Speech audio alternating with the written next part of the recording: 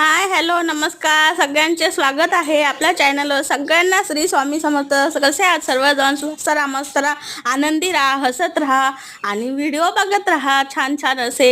आणि तुम्ही अशा रेसिपी ट्राय करा। चला आपण बोलूया आता रेसिपीविषयी। माझ्याकडे होती कोबीची भाजी आणि थोडीशी अजून एक भाजी होती। आता ह्या दोन भाज्या मिळून मी एक छानपैकी मस्त असं सारण बनवलं आहे। तुम्ही म्हणणार हे सारण कशासाठी? तर आपल्या जवळ असलेले चाट मसाला, लाल मसाला, तिखट सगळे आपण पहिलेच भाजीमध्ये वापरलेलंच असतं।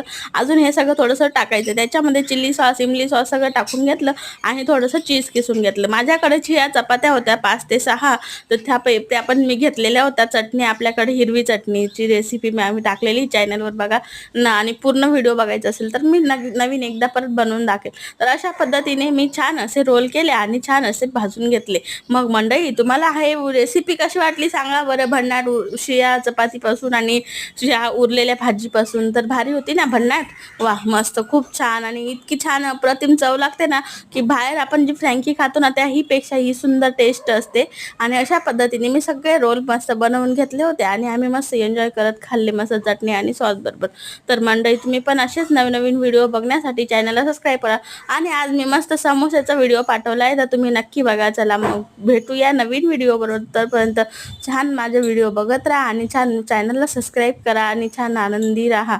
चला मग बाय बाय। आणि व्हिडिओ बघितल्याबद्दल सगळ्यांचे धन्यवाद। वा किती छान असे आपले रोल बोलता बोलता बनवून तयार आहे। आवडली का तुम्हाला रेसिपी? या मग खायला करा आणि थोडं सबस्क्राईब पण करा। बाय।